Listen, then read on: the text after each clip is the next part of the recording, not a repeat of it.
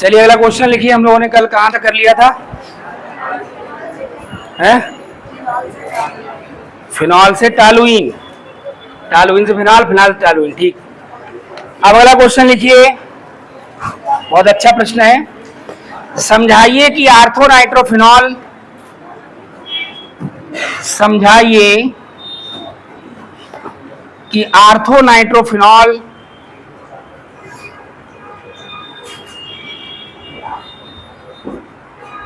आर्थोमेथॉक्सीफिनॉल से अधिक अम्लीय क्यों होता है? समझाइए कि आर्थोनाइट्रोफिनॉल आर्थोमेथॉक्सीफिनॉल से अधिक अम्लीय क्यों होता है?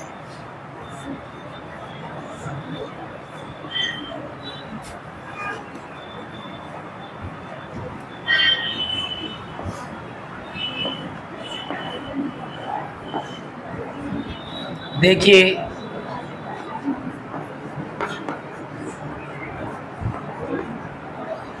आर्थोनाइट्रोफिनॉल की बात हो रही है, जो कि ये है।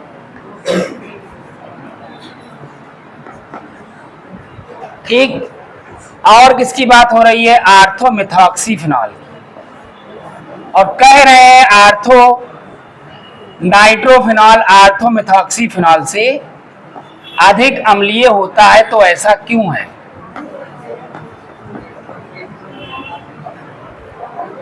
ये हमारा क्या है? आर्थो नाइट्रोफिनॉल, और ये हमारा कौन है? आर्थो मिथॉक्सीफिनॉल। अब ध्यान देंगे,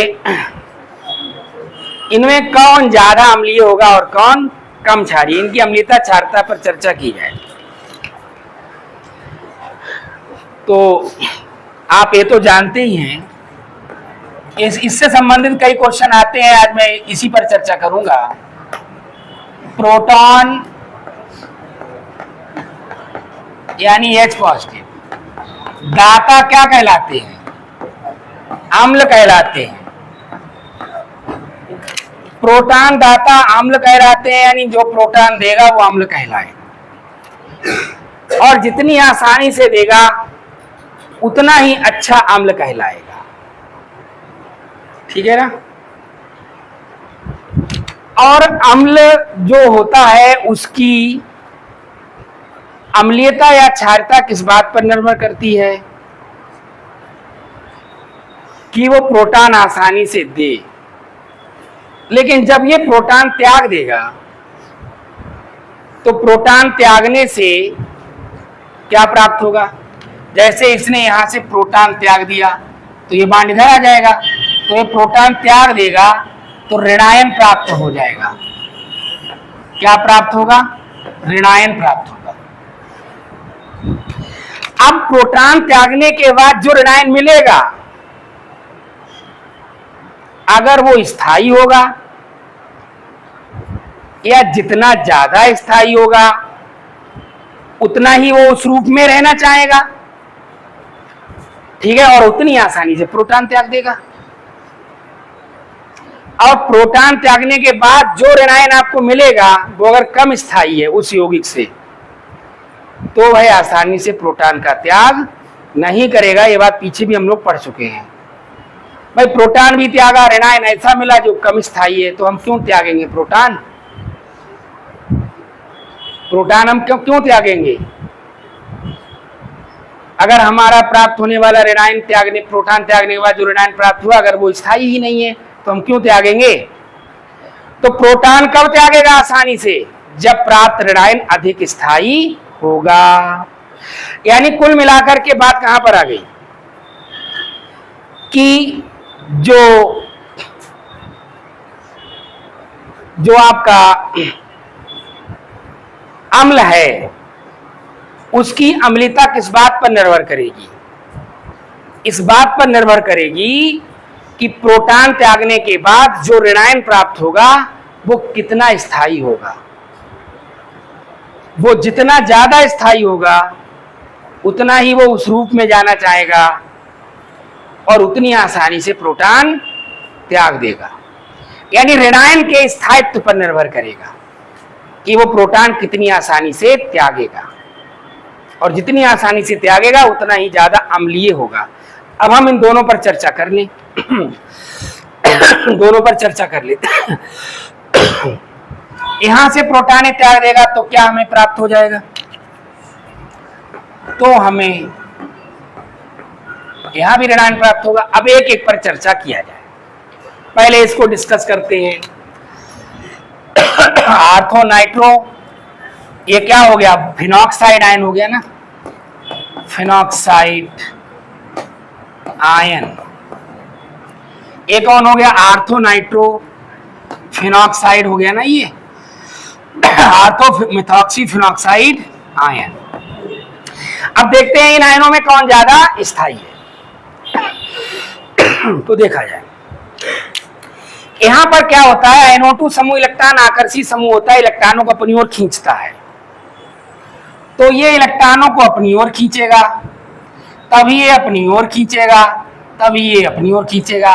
यानी जो नेगेटिव चार्ज है वो खिंच जाएगा, नेगेटिव चार्ज खींचेगा। तो इस प्रभाव को हम क्या कहते हैं? इसको हम कहते हैं माइनस आई। क्या कहते हैं?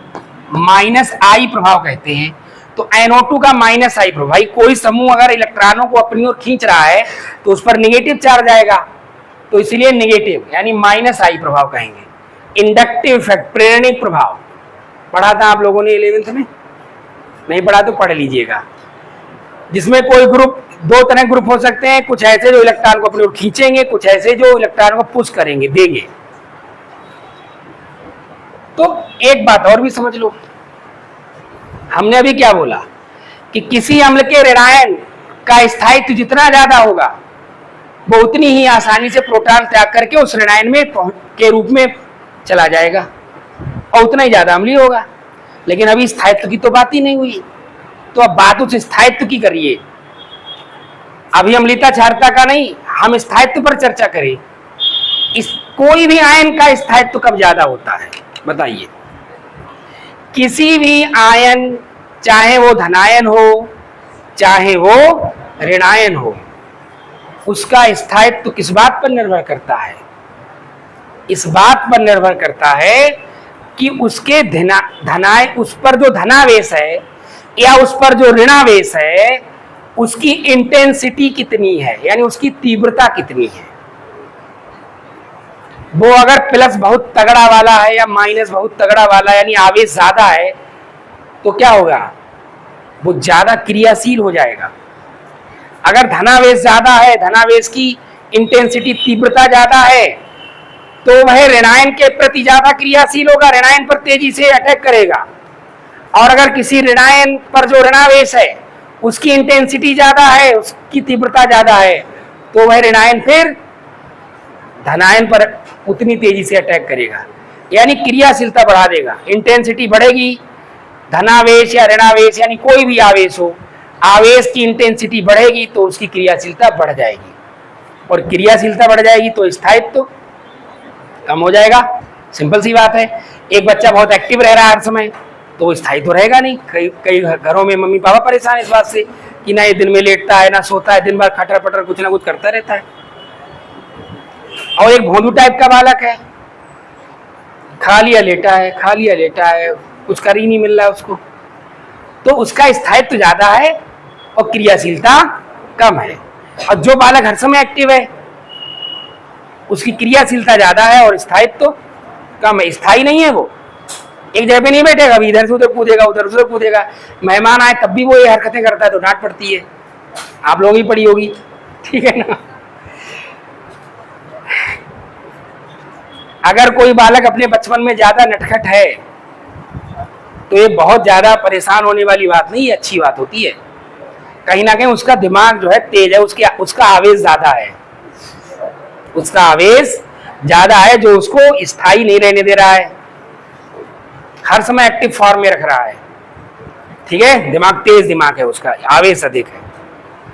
और जिसका आवेश कम है, एकदम कमजोर आवेश, दिमाग कमजोर है, भोंदू टाइप का पड़ा हुआ है, ठीक है, सुस्त एकदम, कौन आया कौन गया इससे कोई मतलब नहीं। रिश्तेदार आए, गुड मॉर्निंग और नमस्ते राधे राधे जो भी किया और चुपचाप अंदर चला गया फिर आराम से। तो तो ऐसे बच्चे, अब ऐसे बच्चों का ये बालक बहुत अच्छा है, देखो बालक तो अच्छा है लेकिन कहीं ना कहीं यहाँ से कुछ है गड़बड़। ठीक है। हाँ, तो बचपन में अगर कोई बच्चा शैतान ज्यादा है तो ओवर नहीं होना चाहिए, ठीक है, लेकिन अगर शैतानी कर रहा है तो ये अच्छी बात है। ये नेगेटिव बात एकदम मेरी नजर में नहीं है, एकदम पॉजिटिव बात होती है ये। और अगर शैतानी बालक नहीं कर रहा है बचपन में तो उसका मतलब उसका आवेश, उसका दिमाग कमजोर है, ठीक है ना। अब उस शैतानी पर नजर रखना तो तुम्हारा काम ही है, इसीलिए तुम महान कहे जाते हो, माता महान पिता महान, ऐसी महान बन जाओगे। मतलब माता पिता महान भी बनना चाहते हैं और चाहते हैं कि बच्चा एकदम शांत बैठे, हमें डिस्टर्ब ना करे, है तो फिर मानता कैसे, तो महान कैसे कहलाओगे। उसकी शैतानियां झेलो बचपन में। वो कब तोड़ दे झेलो, इस बात को सहन करो। ठीक है, तभी तो महान कहा जाएगा। अगर भोंदू टाइप का बच्चा शैतानी कर ही नहीं रहा है, इसका मतलब दिमाग कमजोर है। तो मुझे लगता है कि आवेश वाली बात आपको इस बात से बड़ी अच्छे से क्लियर हो गई होगी। चाहे वह धनावेश हो चाहे वह ऋणावेश हो, आवेश अगर ज्यादा है तो ये बड़ी अच्छी बात है, ठीक है। अच्छी बात का मतलब वो अधिक क्रियाशील है और स्थायी कम है, लेकिन अम्लों के लिए अच्छी बात नहीं है, अम्लों के लिए अच्छी बात नहीं है। अगर किसी आयन पर आवेश की तीव्रता अधिक है तो वह क्रियाशील ज्यादा हो जाएगा, और क्रियाशील ज्यादा हो जाएगा तो स्थायी कम हो जाएगा। बात को समझो, इस टाइप के क्वेश्चन कई आते हैं, सब सीखने वाले हैं, रट्टा नहीं मार सकते हो इसमें। और ऐसा कॉन्सेप्ट दे दूंगा, कोई क्वेश्चन इससे रिलेटेड आ जाएगा, कभी तुम्हारा गलत नहीं होगा आज के बाद। तो अगर आप चाहते हो कि कोई अम्ल अधिक प्रबल हो, यानी फट से वो H आयन यानी प्रोटॉन त्याग दे, तो क्या होना चाहिए, उससे प्राप्त होने वाला ऋणायन अधिक स्थायी होना चाहिए। प्रोटॉन त्यागने के बाद उसको फील होना चाहिए कि भैया प्रोटॉन जरूर चला गया हमारा, लेकिन हम अधिक स्थायी अवस्था में आ गए। और कोई आयन अधिक स्थायी कब होगा, जब उस पर आवेश, बोलो, जब आवेश कम होगा, कम होगा, ये बात याद रखिए। आवेश कम होगा तभी तो स्थायी होगा। और यहां हम स्थायी वही चाह रहे हैं, स्थायी हो जाए। यहां क्या चाह रहे हैं, तो जिसमें आवेश कम हो जाएगा, जिसमें आवेश कम हो जाएगा वो अधिक स्थायी हो जाएगा, और जितना अधिक स्थायी हो जाएगा वो उतना ही चाहेगा हम अब इसी रूप में रहे, तो स्थायी फॉर्म है, स्टेबल फॉर्म है, तो वो उतनी आसानी से प्रोटॉन त्यागेगा, यानी उतना ही अच्छा अम्ल होगा। यानी किसी अम्ल की अम्लता, ठीक है, या अम्लीयता इस बात पर निर्भर करती है कि उसके प्रोटॉन त्यागने के बाद प्राप्त ऋणायन कितना अधिक स्थायी है। जितना अधिक स्थायी ऋणायन होगा वो उतना ही ज्यादा अम्लीय होगा, उतना ही आसानी से प्रोटॉन त्याग देगा। और कोई आयन स्थायी कब होगा, जब उसका आवेश कम होगा। यानी ऐसी कुछ व्यवस्था करो कि आवेश कम हो जाए। तो यहाँ यही व्यवस्था है। देखिए, NO2 ने इलेक्ट्रॉन खींच लिया ना, खींच लिया ना, तो ये जो माइनस चार्ज है इसको कम कर दिया, और एक तरीके से नहीं खींच रहा है, ये minus I effect, negative inductive effect की वजह से तो खींच ही रहा है, एक और इफेक्ट काम कर रहा है। ये वाला बॉन्ड यहां आएगा, तभी ये वाला बॉन्ड यहां आ जाएगा, ठीक है, तभी ये दोनों इलेक्ट्रॉन यहां आ जाएंगे, आवेश जीरो हो जाएगा। इस पर आवेश एकदम गायब, वो आवेश टहलता हुआ यहां से यहां, यहां से यहां, और यहां से यहां, इस पर निगेटिव चार्ज आ जाएगा, इसका निगेटिव गायब ही हो जाएगा। तो निगेटिव चार्ज यहां कम हो गया। इस प्रभाव को हम क्या कहते हैं, minus M effect, negative mesomeric effect. पढ़ा है आप लोगों ने 11th में, सब पढ़ाया गया है। यानी जब इलेक्ट्रॉन का ट्रांसफर ही कोई करा दे, तो हम इसे मीजोमेरिक प्रभाव कहते हैं। और जब केवल इलेक्ट्रॉन को एक खाली अट्रैक्ट करे अपनी तरफ, हल्का सा अट्रैक्ट किया उसने, इलेक्ट्रॉन ट्रांसफर नहीं हुआ, केवल अट्रैक्ट हुआ, तब इसे हम क्या कहेंगे?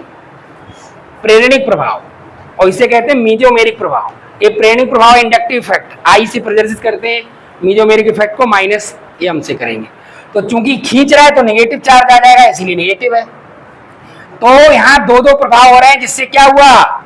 इसका सारा आवेश खींच लिया, इसने सारा आवेश खींच लिया, और क्या हुआ? नेगेटिव चार्ज एकदम कम हो गया, और आवेश कम हो गया, ऋणावेश कम हो जाएगा, तो ये आयन अधिक स्थायी हो जाएगा कि नहीं हो जाएगा? बोलो बोलो। और जितना ज्यादा स्थायी हो जाएगा, अब स्थायी रूप में आ गया अपने स्टेबल फॉर्म में, तो अब ये क्या कहेगा? तो यहाँ मौज है, हम इसी रूप में रहेंगे, हम नहीं उस रूप में दोबारा जाना चाहेंगे। तो इसका मतलब जब इसका ये जो नाइट्रो आर्थो नाइट्रोफिनॉल है, वो सोच लेगा पहले से कि हम प्रोटॉन त्याग देंगे तो हम स्थायी रूप प्राप्त कर लेंगे, इसलिए वो बड़े आसानी से प्रोटॉन त्याग देगा और अधिक अम्लीय होगा। इसको डिस्कस कर लिया, अब इसको डिस्कस करिए। यहां आइए, यहां क्या हो रहा है? यहां एकदम उल्टी कहानी चल रही है। उल्टी कैसी उल्टी कहानी? ये जो ग्रुप जुड़ा हुआ है methoxy group, alkyl group, alkoxy group, electron प्रतिकर्षी होते हैं, इलेक्ट्रॉन को प्रतिकर्षित करते हैं। ले जाओ इलेक्ट्रॉन, ले जाओ इलेक्ट्रॉन, और ले जाओ इलेक्ट्रॉन। ये क्या करेगा? ये इलेक्ट्रॉन का प्रतिकर्षण करेगा, ठीक? तभी इलेक्ट्रॉन इस पर जाएगा, तभी इस पर जाएगा। जब इलेक्ट्रॉन इसके पास से चला जाएगा तो इस पर क्या आ जाएगा? प्लस। तो प्लस आई इफेक्ट से हो रहा है, और एक इफेक्ट और से हो रहा है। ए वाला दोनों इलेक्ट्रॉन यहां आएंगे, तभी ये बॉन्ड यहां आएगा। जब ये बॉन्ड यहां आएगा तो निगेटिव चार्ज यहां इकट्ठा होगा कि नहीं? यानी इस वाले ग्रुप ने क्या किया? ये कौन सा हो जाएगा? Plus M. इधर इलेक्ट्रॉन चला गया तो इस पर पॉजिटिव चार्ज आ जाएगा, प्लस एम प्रभाव कहेगा। तो प्लस एम और प्लस आई और प्लस एम की वजह से क्या हो रहा है? इलेक्ट्रॉन जाके वहां इकट्ठा हो रहा है। और एक तो नेगेटिव पहले से ही है, एक तो बच्चा पहले से ही गुस्से में है, और उसको गुस्सा दिलाया जा रहा है, और गुस्सा दिलाया जा रहा है, तो वो स्टूल में सब फेंक देगा, सारे कप तोड़ देगा। ठीक है, समझ में बात आ गई? तो एक तो इस पर वैसे ही आवेश है, और उस पर से आवेश दिलाया जा रहा है, और दिलाया जा रहा है, गुस्सा दिलाई जा रही है। तो कोई बच्चा अगर गुस्से में आ जाए तो सबसे ज्यादा गुस्सा दिलाने का काम कौन करता है आपके यहाँ? मम्मी लोग करते हैं, है ना? कुछ ऐसा बोल देंगे कि तुमको गुस्सा 10 गुना तीव्रता से और आ जाएगा। क्यों, ऐसा होता है कि नहीं? तो मम्मी लोगों से हमारा निवेदन है कि ये प्लस आई और प्लस एम इफेक्ट शो ना किया करें। ठीक है, अब बच्चे गुस्सा आ गया, अब तुमने कोई ऐसी बात कहोगी जिससे उसका गुस्सा शांत हो। आपने ऐसा और कुछ बोल दिया कि उसकी गुस्सा और तेज हो गई। अभी एक कप ही तोड़ा था, अब उसने या धोखे से टूट गया बेचारे से, कई बार ऐसा होता है, धोखे से कप टूट गया और फिर मम्मी ने तुमको लंबा लेक्चर पिला दिया। ठीक है, एक तो धोखे से टूटा था, 2-4 फिर सच में उठा के तोड़ दिए। ऐसा करना नहीं है आपको। ठीक है, हाँ, माँ माँ होती है, उसका सम्मान करना है। वो कितना ही सुनाए, माता पिता कितना ही सुनाए, ठीक है, समझ लो अमृत वर्षा हो रही है, उन पर गुस्सा नहीं हुआ जाता है। लेकिन नॉर्मली ऐसा होता है कि बच्चे से कोई चीज गिर गई और ज्यादा जो है उसको कुछ बोल दिया तो उसको और गुस्सा आ जाता है, फिर वो कहीं अपनी किताब फेंक देता है, तो कहीं मतलब, लेकिन ऐसा करना नहीं चाहिए भाई। ठीक है, लेकिन फिलहाल जो है यहाँ पर क्या हो रहा है, तो माता पिता अगर आपको डांटते हैं या कुछ कहते हैं तो आपके भले के लिए कहते हैं। क्योंकि अभी आप कच्चे घड़े हो, जब कुम्हार घड़ा बनाता है ना तो क्या होता है, तो इधर उधर थोप थाप के उसको एक आकार दे देता बढ़िया वाला है। अब मिट्टी लगा दे, ऐसे घूमता रहे, कोई आकार देने वाला ना हो तो पता नहीं क्या बन जाएगा। लेकिन जो आकार देता है वो कुम्हार आकार देता है ना उसको, तो टीचर्स आपके आपके पेरेंट्स क्या करते हैं? आपको आकार देने का ही तो काम करते हैं। अब अच्छा क्या हुआ, अब एक टाइम एक एज ऐसी आ जाएगी जब ये घड़ा पक जाएगा, तो क्या होगा? तो माता पिता गुरु कुछ भी कर ले, फिर उसको ठीक नहीं किया जा सकता है, फिर ज्यादा ठीक करो तो फूट जाएगा। इसलिए बच्चों को ही क्यों डांटा जाता है? जब वो बड़े हो जाते हैं तो डांट फटकार बंद इसीलिए कर दी जाती है, क्योंकि अब डांटने का क्या फायदा है। तो अगर आपको बचपन में डांटा जा रहा है, कई बार थोड़ा एक दो लगाया भी जा रहा है हाथ, तो ये क्या किया जा रहा है? थपकी जो दी जा रही है, ये अमृत वर्षा समझ लो, ये तुमको एक आकार दिया जा रहा है और तुम गुस्सा हो रहे हो। समझ में बात आ रही है? और अब घड़ा पक जाएगा, टेढ़ा मेढ़ा बन जाए, तो उसको तुम उसको थपकी देकर या कुछ भी करके सही कर सकते हो? आप बताओ।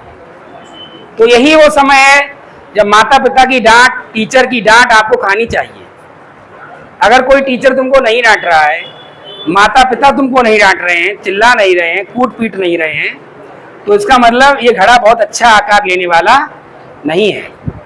आपके जीवन का घड़ा जो है उतना अच्छा आकार लेगा जितना आप लोगों को डांट फटकार मिलती रहेगी टीचर से, माता पिता से, या घर में जो भी मतलब बाबा हैं, दादी हैं, इन लोगों से, बड़े लोगों से, तो घर के बड़े होते हैं, चाचा है, चाची, ताऊ, ताई। मोस्टली घरों में ये भी चीज़ें गलत होने लगी हैं अब, कि चाचा ने डांट दिया तो तुम्हारी मम्मी नाराज हो गई, ताई ने डांट दिया तो तुम्हारी मम्मी नाराज, मेरे बच्चे क्यों डांट दिया। चाचा ताऊ ने डांट दिया तो इस बात पर नाराजगी होगी, अपने बच्चे को नहीं डांटा, मेरे को डांट दिया। अरे ठीक, अच्छा किया, कोई बात नहीं। क्योंकि अब यहाँ तक की स्थिति ऐसी खराब हो गई है समाज की कि कोई बच्चा अगर कोई बाहर गलत काम कर रहा है तो उसे इस बात का डर नहीं है कि हमारे चाचा हमको देख लेंगे या ताऊ देख लेंगे और हमारी डांट पड़ेगी। उसे पता है कि मेरी नहीं, इनकी घर पर डांट पड़ेगी। अब जाकर कहेंगे अपने बच्चे को नहीं देख रहे हो, हमारे बच्चे की शिकायत करने चले आए, हमारे बच्चे पर दोष लगा रहे हो। पहले क्या था, ये व्यवस्था केवल घर तक नहीं, समाज में भी थी। तुम्हारे मोहल्ले का कोई व्यक्ति दिख जाता था तो उससे भी डरते थे, तो कहीं ना कहीं अनुशासन में ज्यादा रहते थे। तो एक अच्छा आकार मिलता था जीवन को। ठीक है, हर जगह एक डिसिप्लिन था। गली में खेल रहे हो, मोहल्ले में खेल रहे हो, तो वहां भी कोई घर से अतिरिक्त भी व्यक्ति लोग डांटने वाले थे। पूरे एक मोहल्ले के लिए एक बाबा काफी हुआ करते थे। उनको देख के बच्चे भागने लगते थे। मतलब मेरे टाइम की बात है, ऐसा हुआ करता था। तो क्या होता है कि जो आपको डांट फटकार मिलती है, जो अच्छी वाली डांट फटकार मिलती है, ये बड़ी अच्छी होती है। तो इसमें आपको क्रोध करने की जरूरत नहीं होती है। फिलहाल के लिए अपने टॉपिक पर वापस आते हैं। तो ये मैं बता रहा था। तो यहाँ पर क्या हो रहा है कि प्लस आई और प्लस एम दोनों इफेक्ट की वजह से क्या हो रहा है, इस पर आवेश और बढ़ रहा है। तो आवेश ज्यादा हो जाएगा तो ये स्थायी होगा या कम स्थायी होगा? अधिक स्थायी होगा, कम हो जाएगा ना। तो जो आर्थोमेथॉक्सीफिनॉल है वो इस रूप में क्या आना चाहेगा, तो क्या आसानी से प्रोटॉन त्यागेगा? तो कम अम्लीय होगा कि नहीं? तो यही यहाँ पर समझाया गया है, यही यहाँ पर मतलब पूछा गया है सवाल में कि आर्थोनाइट्रोफिनॉल आर्थोमेथॉक्सीफिनॉल से अधिक अम्लीय होता है, क्यों? ये तो पूछा गया ना। एनसीईआरटी में सवाल दिया गया है, ये वहां पर एनसीईआरटी में दिया हुआ है ये सवाल। ठीक है, और 2017 में पूछा भी गया है। सवाल क्या मैंने लिखाया है, समझाइए कि आर्थोनाइट्रोफिनॉल आर्थोमेथॉक्सीफिनॉल से अधिक अम्लीय होता है।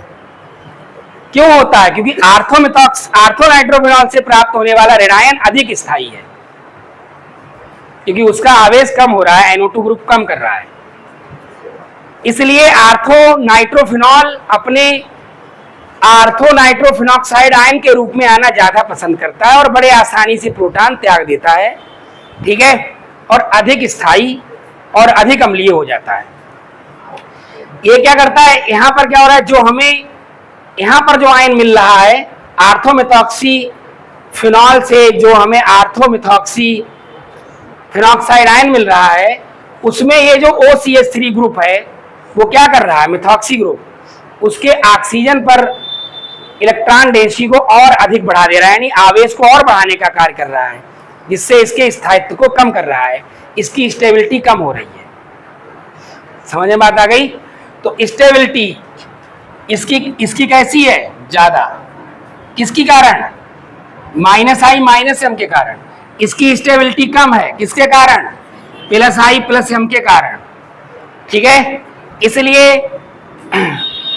ए बड़े आसानी से बन जाएगा, यानी आर्थो नाइट्रोफिनॉल बड़े आसानी से प्रोटॉन त्याग देगा, अधिक अम्लीय होगा, और ये मुश्किल से बनेगा, यानी आर्थो मिथॉक्सीफिनॉल उतनी आसानी से प्रोटॉन का त्याग नहीं करेगा। क्लियर है? तो हम यहां लिख सकते हैं, क्या लिख सकते हैं? अतः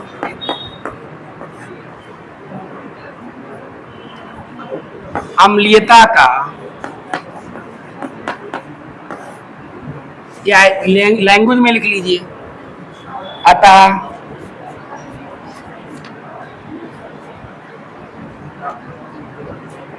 ortho nitrophenol, ortho nitrophenol is, अंग्रेजी में ही लिखा देते हैं, लिख लोगे कि नहीं? Hence, orthonitrophenol is more acidic than orthomethoxyphenol। अभी मैं लैंग्वेज में लिखा दूंगा तो इसको लिखने की जरूरत भी नहीं रहेगी। लिख लीजिए, आप लैंग्वेज में लिखो।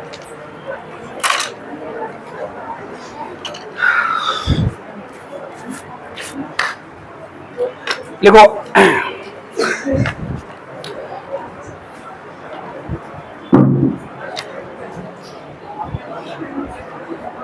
देखो, किसी अम्ल की अम्लीयता, किसी अम्ल की अम्लीयता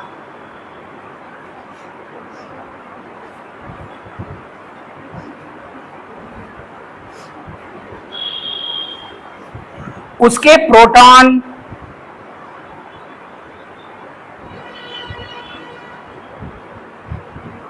ब्रैकेट में को H पॉजिटिव, उसके प्रोटॉन ब्रैकेट में को H पॉजिटिव त्यागने के बाद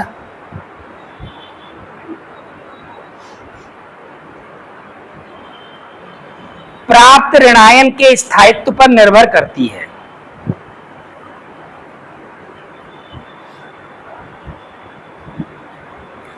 प्राप्त ऋणायन के स्थायित्व पर निर्भर करती है।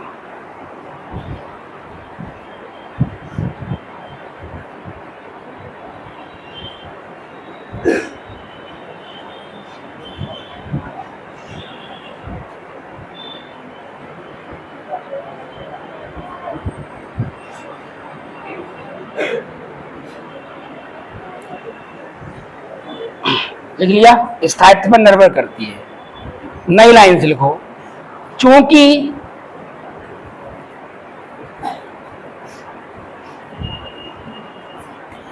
आर्थोनाइट्रोफिनॉल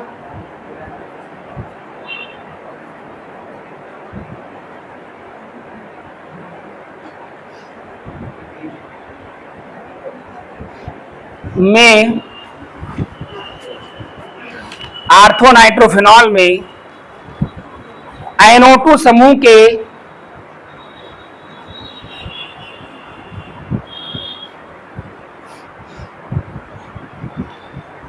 -I व -M प्रभाव के कारण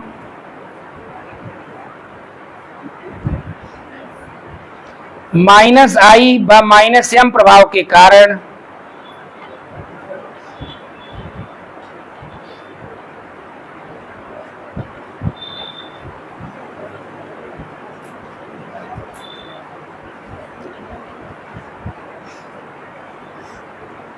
ऑक्सीजन परमाणु पर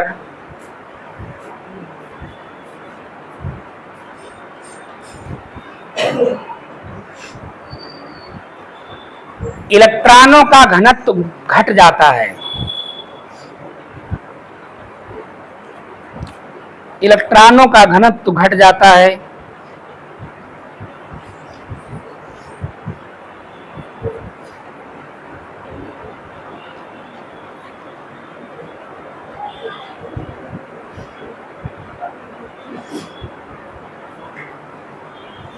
जिससे प्राप्त ऋणायन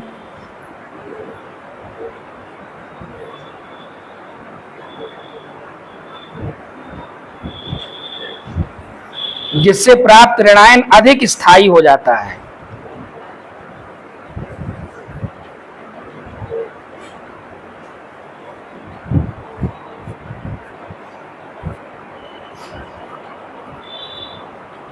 अतः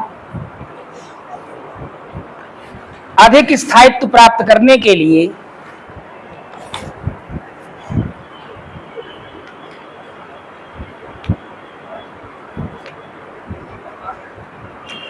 अतः अधिक स्थायित्व प्राप्त करने के लिए आर्थोनाइट्रोफिनॉल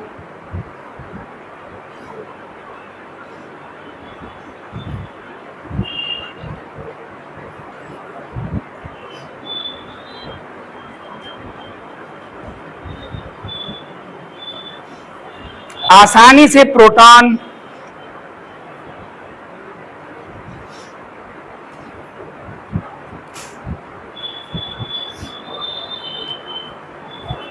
ब्रेकेन को H पॉजिटिव त्याग देता है।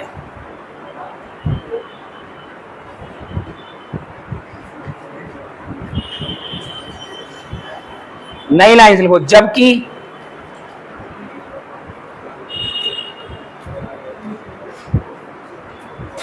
मिथॉक्सी समूह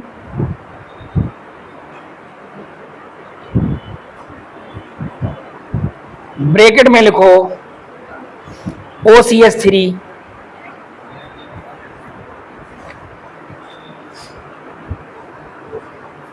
अपने मिथॉक्सी समूह अपने प्लस आई व प्लस एम प्रभाव के कारण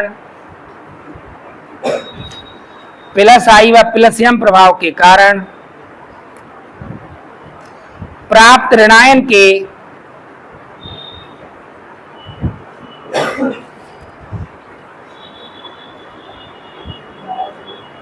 ऋणायन के ऑक्सीजन पर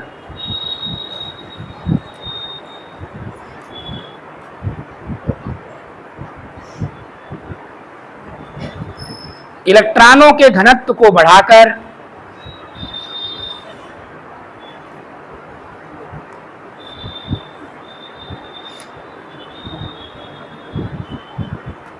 इसे कम स्थायी बना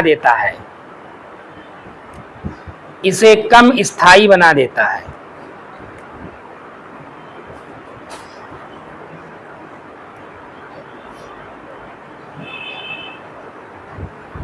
जिस कारण आर्थोहाइड्रोक्सीफिनॉल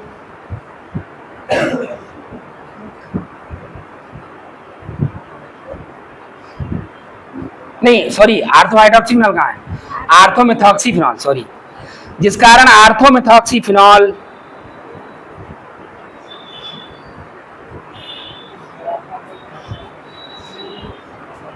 आसानी से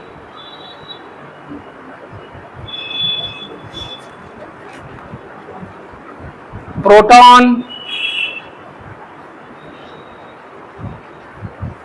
ब्रैकेट में H पॉजिटिव का त्याग नहीं करता।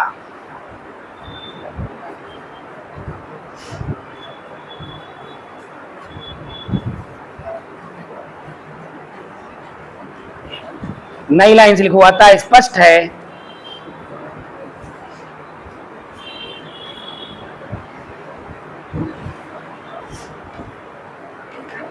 कि आर्थोनाइट्रोफिनॉल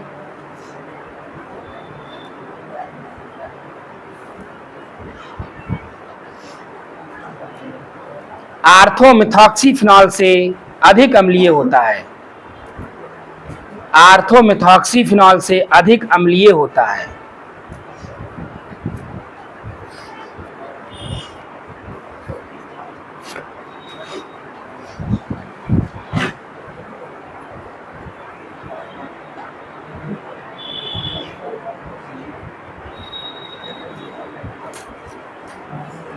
अब ये नोट कर लीजिए आप लोग।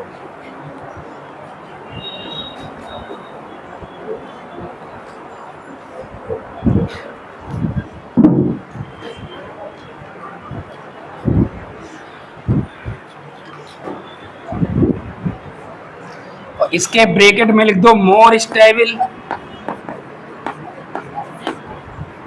और इसके ब्रैकेट में लिख लो लेस स्टेबल। एक मिनट, एक लाइन इसमें जोड़ दो। आपने लिखा था मिथॉक्सी समूह अपने प्लस आई व प्लस एम प्रभाव के कारण प्राप्त ऋणायन के ऑक्सीजन पर इलेक्ट्रॉनों के घनत्व को बढ़ाकर, हाँ तो आगे लाइन ठीक है, इसे कम स्थायी बना देता है, जिस कारण आर्थोमेथॉक्सी फिनॉल आसानी से प्रोटॉन का त्याग नहीं करता। जबरदस्त लैंग्वेज है, बहुत बढ़िया।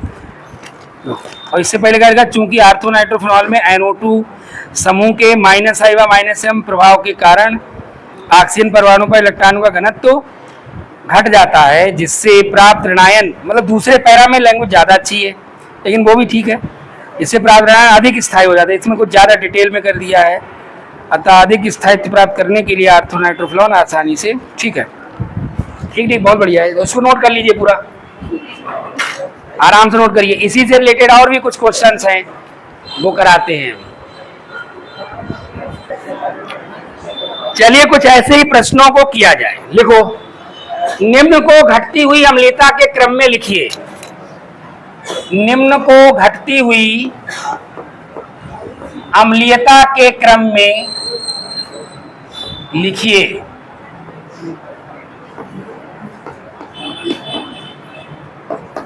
निम्न को घटती हुई अम्लीयता के क्रम में लिखिए।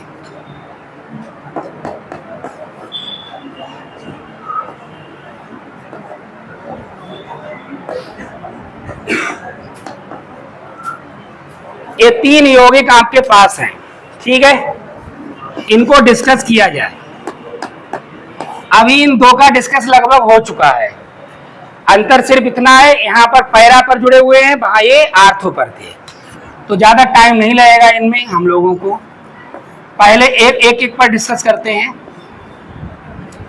पहला जो है वो कौन है, ये है। इससे जो हमें ऋणायन मिलेगा, ये प्रोटॉन त्याग देगा, ये प्रोटॉन त्याग देगा ना, तो प्रोटॉन त्यागने से हमें कौन सा ऋणायन मिलेगा, ये तो मिलेगा। इससे क्या जुड़ा हुआ है, पैरा पर जुड़ा हुआ है OCH3। अब देखो क्या ये क्या करेगा, एक तो ये प्लस आई इफेक्ट शो करता है, ये इसको देगा तभी इलेक्ट्रॉन इधर आएगा, फिर इधर आएगा, फिर इधर आएगा, फिर इधर आएगा, इलेक्ट्रॉन डेंसिटी बढ़ेगी। दूसरा काम क्या करेगा, ये वाले दोनों इलेक्ट्रॉन इधर जाएंगे, इसको इधर लिख दो,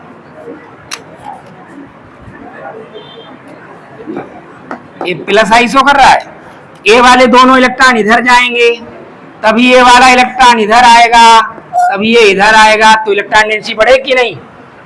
तो यहाँ पर एक कौन सा प्रभाव हो गया, प्लस एम। तो प्लस एम प्रभाव के कारण यहाँ पर इलेक्ट्रॉन डेंसिटी बढ़ रही है, प्लस आई की वजह से भी इलेक्ट्रॉन डेंसिटी बढ़ रही है, तो यहाँ पर ऋणावेश पर आवेश बढ़ रहा है, तो ये तो स्थायी कम हो गया, फिर कैसा हो गया, तो ये हम मान लेते हैं फर्स्ट है। चलिए अगला देखिए, फर्स्ट है ही मान के लेते हैं। अगला देखो, आर्थोनाइट्रोफिनॉल,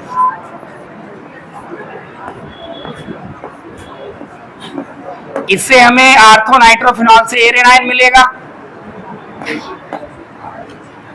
और नाइट्रो कौन बोल रहा है,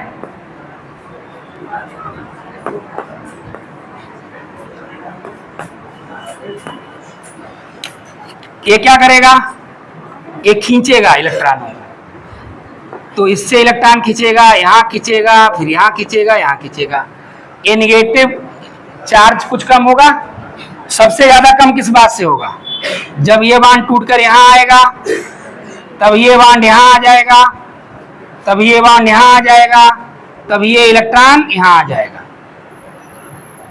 क्लियर है, तो ये नेगेटिव चार्ज एकदम टहलता टहलता यहाँ तक आ जाएगा, ये इस पर आ जाएगा, जो वहां था यहाँ आ जाएगा, तो नेगेटिव चार्ज सबसे कम हो जाएगा, तो सबसे ज्यादा स्थायी हो जाएगा ये। अब इसकी बात कर लेते हैं, ये हो गया आपका सेकेंड। अब इसकी बात कर ली जाए फिनॉल की।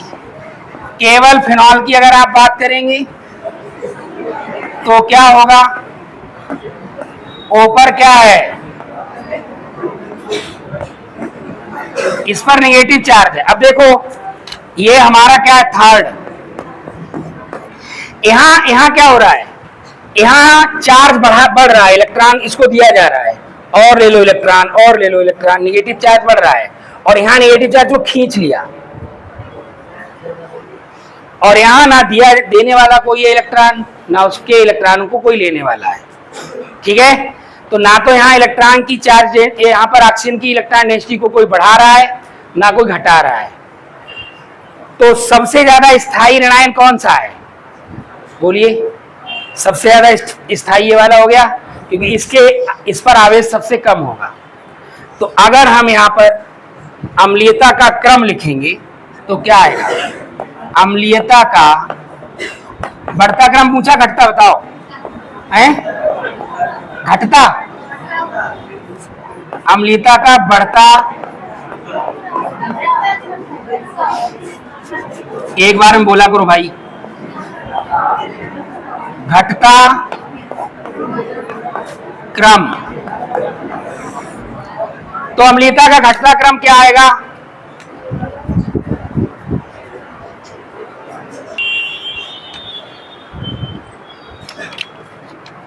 तो अम्लीयता का क्रम घटता क्रम। तो अब आप लोग क्या करते हो, पहले जो यौगिक होता है उसको लिखना शुरू कर देते हो, पहले घटता हुआ क्रम बनाया करिए, तो क्वेश्चन गलत होने की संभावना कम हो जाती है।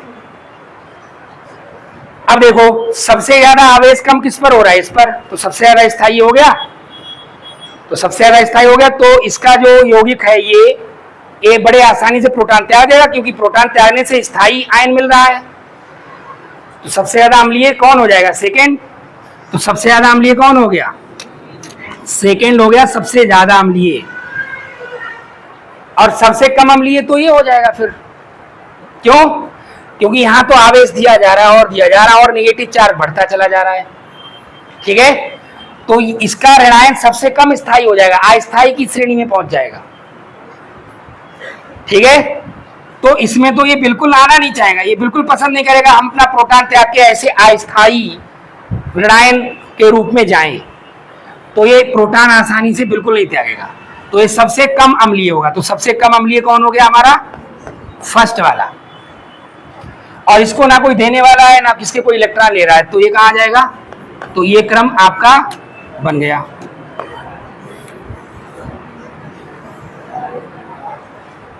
जिसकी आवाज मैंने सुन ली क्लास में, समझ लेना तुम। तो ये सबसे ज्यादा अम्लीय, ये उससे कम अम्लीय, और ये सबसे कम अम्लीय। ठीक है, ये सबसे ज्यादा अम्लीय होगा, ये उससे कम, और ये सबसे कम। इसको नोट करिए, अम्लीयता का घटता क्रम ये रहा। एक क्वेश्चन और है, वो भी कराते हैं अभी।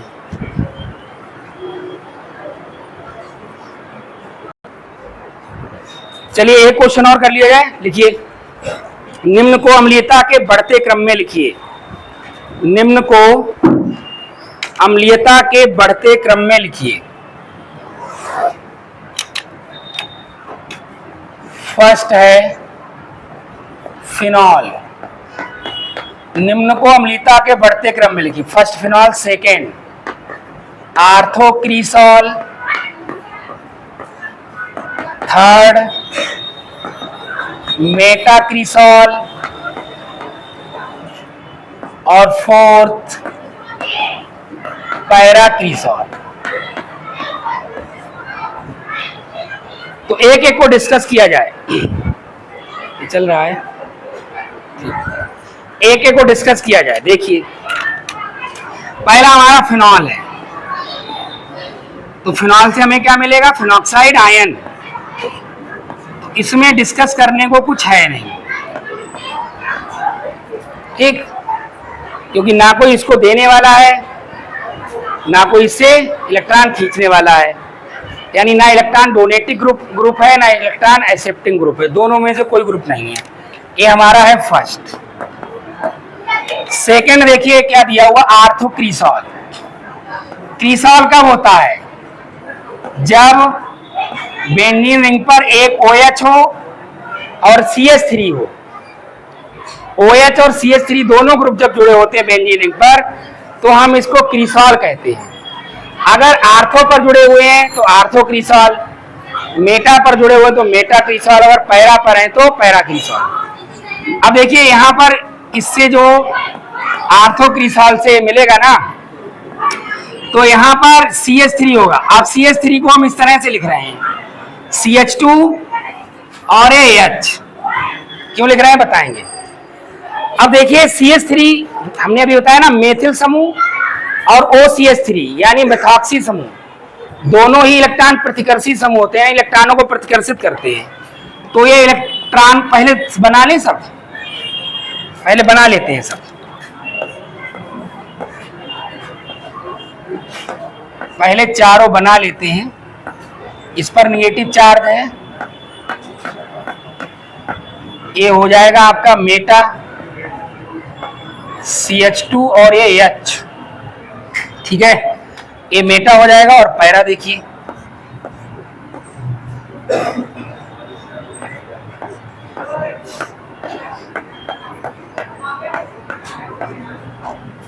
पैरा ये हो जाएगा CH2 और यहाँ H बना लीजिए। तो ये कौन है, फर्स्ट स्ट्रक्चर, ये सेकेंड हो गया, ये इसे थर्ड मान लीजिए, ये कौन है, ये फोर्थ हो गया।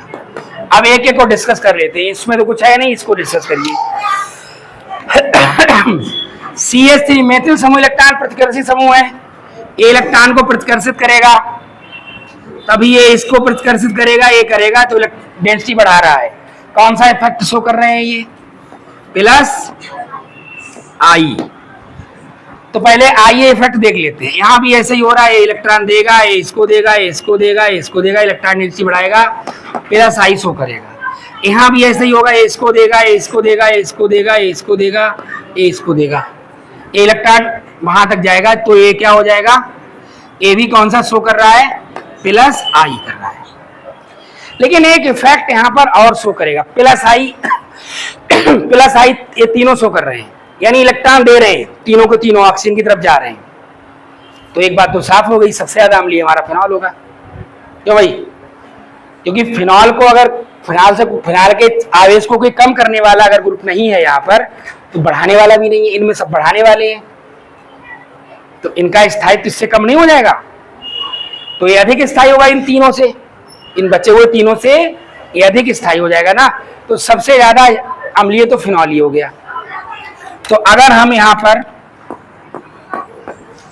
अम्लीयता का बढ़ता क्रम लिखेंगे तो अम्लीयता के बढ़ते क्रम में क्रम क्या होगा, ये सबसे ज्यादा अम्लीय कौन हो जाएगा, ये फर्स्ट यानी फिनॉल। अब इन तीनों को डिस्कस कर लिया जाए। देखिए यहां पर एक इफेक्ट और काम कर रहा है, कौन सा, ए वाला बॉन्ड यहां पर टूटेगा, यहां आएगा, तभी ए वाला बॉन्ड टूट करके यहां पर आ जाएगा, चार्ज बढ़ जाएगा। ठीक, इस प्रभाव को हम hyper conjugative effect, hyper conjugation प्रभाव, अतिसंगमन प्रभाव कहते हैं, या फिर रेजोनेंस इफेक्ट भी कहते हैं। यानी प्लस एच, अब ये दे रहा है तो कौन सा हो जाएगा, प्लस एच या प्लस आर। ठीक है, रेजोनेंस इफेक्ट की वजह से क्या होगा, ये इलेक्ट्रॉन इसको देगा, ये इसको देगा, इलेक्ट्रॉन डेंसिटी यहाँ बढ़ जाएगी। क्लियर, यहाँ पर क्या होगा, इसे नो बॉन्ड रेजोनेंस भी कहा जाता है, याद आया, हाइपर कॉन्जुगेशन इफेक्ट, एच और सी के बीच कोई बॉन्ड नहीं रह जाएगा, प्लस आ जाएगा वहां पर। ठीक, यहां पर क्या होगा, यहां पर देखो, अगर ये यहां पर ये इसको इलेक्ट्रॉन देगा तभी इसके बाद सिंगल बॉन्ड आ जाएगा तो चैन टूट जाएगी। ठीक है, चैन टूट जाएगी, यानी ये प्रोसेस यहां से यहां तक तो हो सकता है लेकिन इसके आगे प्रोसीड नहीं करेगा, तो ऐसा नहीं होगा, यानी जो प्लस आर इफेक्ट है वो यहां शो नहीं होगा, यानी एक इफेक्ट कैंसिल आउट हो गया। इसमें देखो, इसमें क्या होगा, ए वाला बॉन्ड टूट करके यहां आएगा, तब ये वाला बॉन्ड यहां जाएगा, तब ये वाला बॉन्ड टूट कर यहाँ आ जाएगा, यानी यहाँ पर चैन बनी हुई है पूरी। इसे कहते हैं कॉन्जुगेशन में होना। इसमें जो डबल बॉन्ड है कॉन्जुगेशन में है, एकांतर क्रम में सिंगल डबल बॉन्ड है, सिंगल बार डबल, डबल बार सिंगल, सिंगल बार फिर डबल, तो ऐसे मिलता चला जा रहा है, तो इलेक्ट्रॉन एकदम ट्रांसफर होता चला जा रहा है। यहाँ पर क्या हुआ, ये चैन टूट गई, ये बॉन्ड यहाँ आया, लेकिन फिर आगे सिंगल बॉन्ड था वो थोड़ी टूट के जाएगा आगे, ठीक है ना। तो इस प्रकार से क्या हुआ, यहाँ पर प्लस आर नहीं, लेकिन यहाँ पर प्लस आर इफेक्ट है। तो यहाँ पर दो effect, plus I plus R minus charge को बढ़ा रहे हैं, यहाँ भी दो इफेक्ट बढ़ा रहे हैं, यहाँ केवल एक इफेक्ट इसको बढ़ा रहा है माइनस चार्ज को, एक इफेक्ट अप्रभावी हो गया, अनइफेक्टिव हो गया। तो अगर हम 1 2 2 3 4 यानी इनमें अगर हम तुलना करें इन तीनों में, तो सबसे कम माइनस किस पे बढ़ेगा, इस पर, तो सबसे ज्यादा स्थायी हो गया, यानी इन तीनों में ज्यादा अम्लीय कौन हो गया, ये। तो अब फिनॉल के बाद किसका नंबर आ जाएगा, इसका, एक हो गया थर्ड। क्लियर। अब इन दो की चर्चा कर लीजिए, दो पर डिस्कस कर लीजिए, इन दो में क्या है। देखो एक बात ध्यान रखो, जो आर इफेक्ट है वो दूरी के द्वारा प्रभावित नहीं होता, यानी हाइपर कॉन्जुगेशन इफेक्ट या रेजोनेंस इफेक्ट दूरी के द्वारा प्रभावित क्यों नहीं होता, क्योंकि सीधे इलेक्ट्रॉन ट्रांसफर हो रहा है। अब देखो यहां भी इलेक्ट्रॉन ट्रांसफर हुआ, ये यहां से आया दो इलेक्ट्रॉन, ये दो इलेक्ट्रॉन आ रहा है यहां भी, और यहां भी ट्रांसफर होते होते होते होते आए तो दो ही इकट्ठे हुए यहां। ऐसा तो नहीं कि अगर ये दूर है तो इलेक्ट्रॉन कम रह गए, रास्ते में गायब हो गए। दो इलेक्ट्रॉन यहां भी आ रहे हैं और दो ही यहां भी आ रहे हैं, किस प्रभाव के कारण, रेजोनेंस इफेक्ट के कारण या हाइपर कॉन्जुगेशन प्रभाव के कारण। बात समझ में आ रही है। तो इसलिए इसका दूरी से कोई संबंध नहीं, लेकिन जो आई इफेक्ट है, इंडक्टिव इफेक्ट है, वो दूरी पर डिपेंड करता है, डिस्टेंस पर डिपेंड करता है। क्यों करता है, मैंने आपको बताया है, CH3 CH2 CH2 CH2 और HCl, इलेक्ट्रॉन खींचता है, इस पर आंशिक ऋणावेश आता है, इस पर आंशिक धनावेश, लेकिन ये प्रभाव केवल एक कार्बन तक नहीं रहता। जिन लोगों ने 11th में पढ़ा याद होगा, ये इसके खींचता है तब ये इसके खींचता है, तो इस पर आता माइन प्लस है, लेकिन वो बात अलग है, और कम हो जाता है, कम और कम, एक खींचता है तभी इस पर और कम और कम, और तीसरे कार्बन के पश्चात ये प्रभाव लगभग समाप्त हो जाता है। अब देखो इसका मतलब माइनस आई इफेक्ट, अगर कोई ग्रुप पास में है तो वो ज्यादा शो करेगा आई इफेक्ट यानी प्रेरणिक प्रभाव, अगर वो ग्रुप दूर है तो उतना प्रभावी नहीं होगा। अब देखो यहाँ से कार्बन कितने हैं, ए वाला ग्रुप 1 2 3, 3 कार्बन के बाद ये प्रभाव लगभग समाप्त हो जाता है, बहुत हल्का फुल्का रह जाएगा। यहाँ पर क्या है, ये बिल्कुल पास में है, तो ये इलेक्ट्रॉन इसको जब देगा तो आराम से दे देगा। सबसे ज्यादा आपको कौन परेशान करेगा, आप सबसे ज्यादा प्रभावित किससे होंगे, अपने बिल्कुल निकटतम पड़ोसी से, क्यों भाई। और जो दूसरे मोहल्ले में रहेगा 2 मोहल्ले पार, उससे आपको क्या दिक्कत होगी, है, उससे आपको दिक्कत नहीं होगी। तो यहाँ पर देखो ये बिल्कुल जस्ट इसका निकटतम पड़ोसी है ये, तो ये तुरंत ही इलेक्ट्रॉन भेज रहा है, तुरंत भेज रहा है। यहाँ क्या है, 2 मोहल्ले पार है, 1 मोहल्ला 2 मोहल्ला, फिर ये आकर के यहाँ पर CH3 है, तो ये यहाँ से इलेक्ट्रॉन, अब इस जो आई इफेक्ट होता है प्रेरणिक प्रभाव, उसमें इलेक्ट्रॉन ट्रांसफर नहीं होता, केवल इलेक्ट्रॉन को एक धक्का लगता है, ठीक है, धक्का लगता है, या तो धक्का लगता है या वो खींचता है अपनी तरफ, हल्का सा अट्रैक्ट करता है, यानी अट्रैक्शन और रिपल्सन प्रोसेस होता है। ऐसा नहीं कि इलेक्ट्रॉन ट्रांसफर हो गए इसकी तरह, आर की तरह, कि ये वाला पूरा बॉन्ड यानी इसके दोनों इलेक्ट्रॉन उठ के यहाँ आ गए, इसके दोनों उठ के यहाँ आ गए, ऐसा नहीं होता है यहाँ पे। तो जब इसको पुश करेगा, धक्का मारेगा इलेक्ट्रॉनों के लिए, तो ये धक्का उतना प्रभाव, ये दूरी पर प्रभावित, दूरी से प्रभावित होगा, ठीक है ना, दूरी इस धक्के को प्रभावित करेगी जरूर। तो यहां पर क्या है, इसका प्लस आई और इसका प्लस आई दोनों की अगर तुलना करें तो इसका प्लस आई यहां पर ज्यादा प्रभावी होगा। ये पास में है, ज्यादा ऋणावेश बढ़ाएगा, ये दूर है, उतना ऋणावेश नहीं बढ़ा पाएगा। तो इसमें ऋणावेश किसमें ज्यादा बढ़ेगा, इसमें ज्यादा बढ़ेगा और इसमें कम बढ़ेगा, तो ये ज्यादा स्थायी होगा। इन दोनों की बात कर रहे हैं, उनका तो निर्णय हो गया, उनकी बात छोड़ो, इन दो की बात कर रहे हैं। इन दोनों में ऋणावेश किस पर कम होगा, इस पर, तो ये ज्यादा स्थायी हो जाएगा। ये अधिक स्थायी होगा तो क्या होगा, ये अधिक स्थायी होगा तो ये अधिक अम्लीय होगा। इसका जो यौगिक है वो आसानी से प्रोटॉन त्याग करके इस रूप में आ जाएगा। ठीक है, वैसे तो इनके तीनों कोई नहीं आना चाहेगा क्योंकि तीनों में ऋणावेश बढ़ रहा है, लेकिन तुलनात्मक रूप में अगर बात करी जा रही है तब तो ये ज्यादा अम्लीय होगा, ये उससे कम होगा। तो ज्यादा अम्लीय कौन हो गया, फोर्थ, सबसे कम अम्लीय कौन हो गया, सेकेंड। तो सेकेंड में ऋणावेश सबसे ज्यादा है इसलिए सबसे ज्यादा अम्लीय। उसके बाद उससे कम किसमें है, फोर्थ में है, उससे कम इसमें है और सबसे कम इसमें है। इसे नोट कर लीजिए। आज के लिए इतना ही। That's all.